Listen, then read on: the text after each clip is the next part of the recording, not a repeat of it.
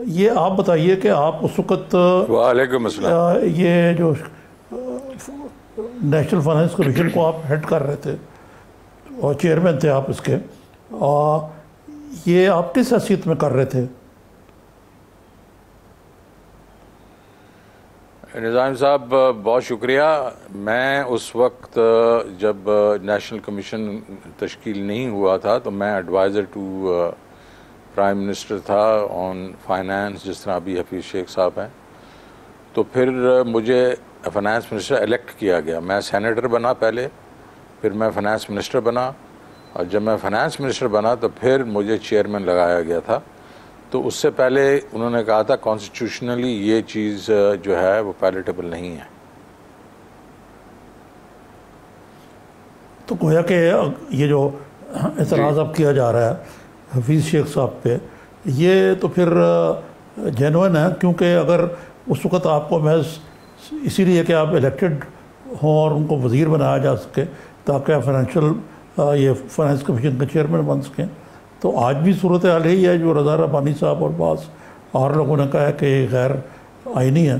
तो इसका ये तो बात कोर्ट में चैलेंज हो जाएगी, इसको इन्हें ठीक करना चाहिए। मुझे नहीं मालूम कि जी ये खैर मैं तो अपना ही आपको एक्सपीरियंस बता सकता हूँ। ये हो सकता है अलवी साहब जो प्रेसिडेंट हैं उनके पास ये ताकत हो कॉन्स्टिट्यूशन के तहत कि वो इनको अपॉइंट कर सकें as the chairman of the commission, तो ये मैं नहीं जानता हूँ। लेकिन मेरे साथ ये हुआ था कि मुझे पहले फाइनेंस मिनिस्टर बनना पड़ा था और उसके बाद मैंने ये NFC चेयर की थी।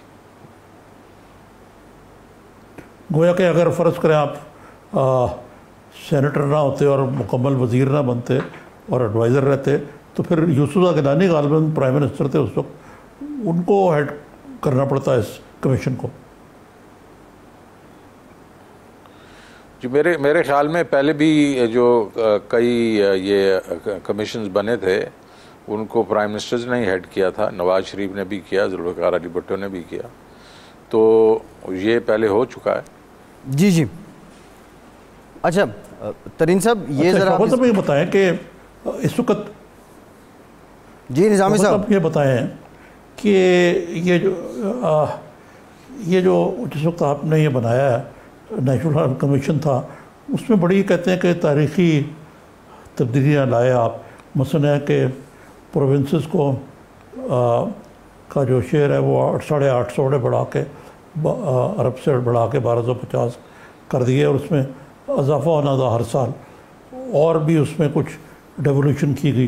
लेकिन आज ये कहा जाता है कि ये जो वफाक है या सेंटर है वो बिल्कुल बेदस्तपा और टूथलेस हो गया, उसके पल्ले कुछ रहा ही नहीं फाइनेंशियली, और सारे रिसोर्सेज जो हैं वो सूबे लूट के ले गए, और वफाक के लिए कुछ बचता ही नहीं है कि वो अपने मामलात आगे चलाए।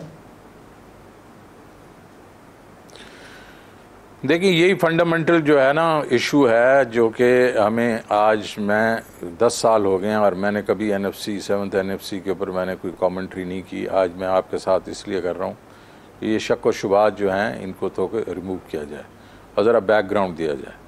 आपकी बात बिल्कुल सही है कि ये 7th NFC अवार्ड से पहले जो कि सूबों का हिस्सा और फेडरेशन का हिस्सा था वो 50-50 था।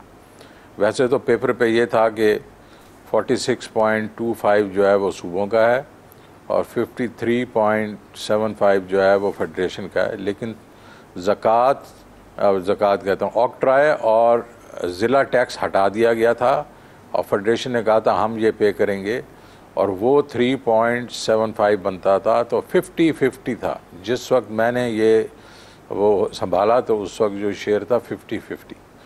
अब जब आपकी 18th अमेंडमेंट आई और उसके बीच में आपने ये, क्योंकि ये तो जुलाई 1 से हम लोगों ने किया था, उससे पहले 18th अमेंडमेंट आनी थी, और हमें मालूम था कि हेल्थ, एजुकेशन, सोशल सेक्टर जो सोशल सेफ्टी नेट है, उसके बाद फैमिली प्लानिंग और कई ऐसे जो रिस्पॉन्सिबिलिटीज़ हैं वो सूबों के पास जानी थी वफाक से।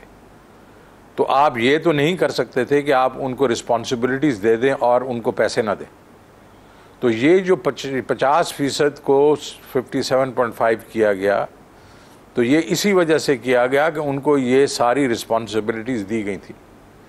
और उसके बाद लेकिन ये जब दिया गया, और हो सकता है मैंने उस वक्त हमने मिल के 1-2% ज़्यादा भी दे दिया हो, लेकिन वो उसका मकसद ये था कि हम वफाक ये कह रहा था सूबों को कि आप सिर्फ पॉपुलेशन के बेसिस पे अपनी जो डिस्ट्रीब्यूशन है वो नहीं कर सकते।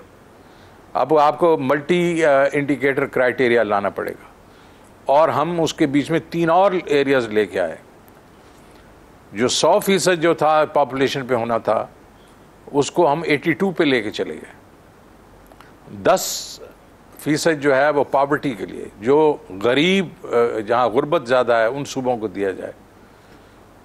फिर जिन्होंने रेवेन्यू निजामी साहब, तरीन साहब, एक ब्रेक लेते हैं, ब्रेक के बाद ये जो आपका इंडिकेटर फार्मूला था, इससे मुतालिक बात करते हैं। 2010 में क्या हालात थे, और अब क्योंकि फाटा भी KPK में मर्ज हो चुका है, तो अब क्या दोबारा से इस पर गौर व खोज करना होगा? आखिर कोई नए कंसेंसस चाहिए होंगे? ब्रेक के बाद इस पर बात करते हैं।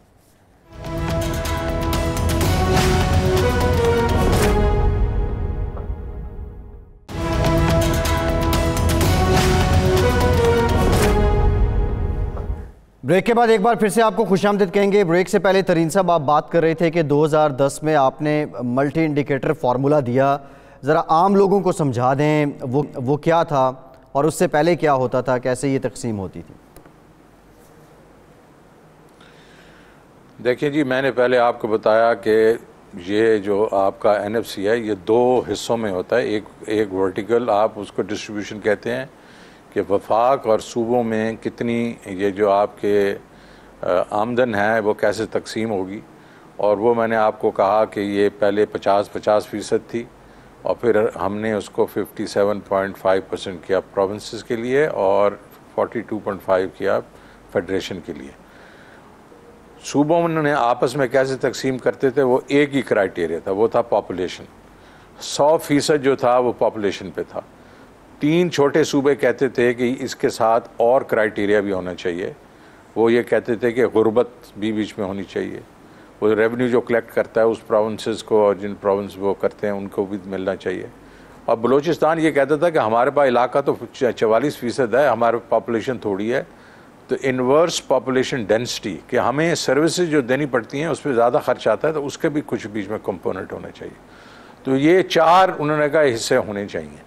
तो अब जो मैं बात कर रहा था कि जब हम ये इस एनवायरनमेंट में आए, और 18वीं तरमीम भी हम देख रहे थे, तो हमने तो वर्टिकल इंटीग्रेशन की तरफ से उनको वो पैसे देने की कोशिश की। लेकिन जो एक फ़िलासफ़ी थी, फ़िलासफ़ी ये थी कि ये जिस तरीके से भी काटा जाए, ये केक जो है, ये 9% जो हमारे टैक्स टू GDP है, ये पूरा नहीं करेगा काम।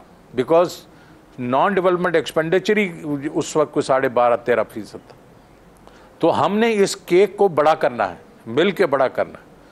और वो केक जो है जब बड़ा होगा तो सूबों को भी ज़्यादा पैसे, फेडरेशन को भी ज़्यादा पैसे मिलेंगे, और सूबों को भी ज़्यादा पैसे मिलेंगे। और उसका जो हदफ लगाया गया, जो उसके बीच में है, कि अगले 5 साल में 1% बढ़ेगी टैक्स टू GDP, और 2014 तक वो उसने जाके होना था 14%, और उसके बाद 19 तक होना था 19%। तो इस मतलब ये था कि ये हमारे जब 19% तक चले जाएंगे तो हमारे पास इतने रेवेन्यू होंगे कि सारों का पेट भर जाएगा।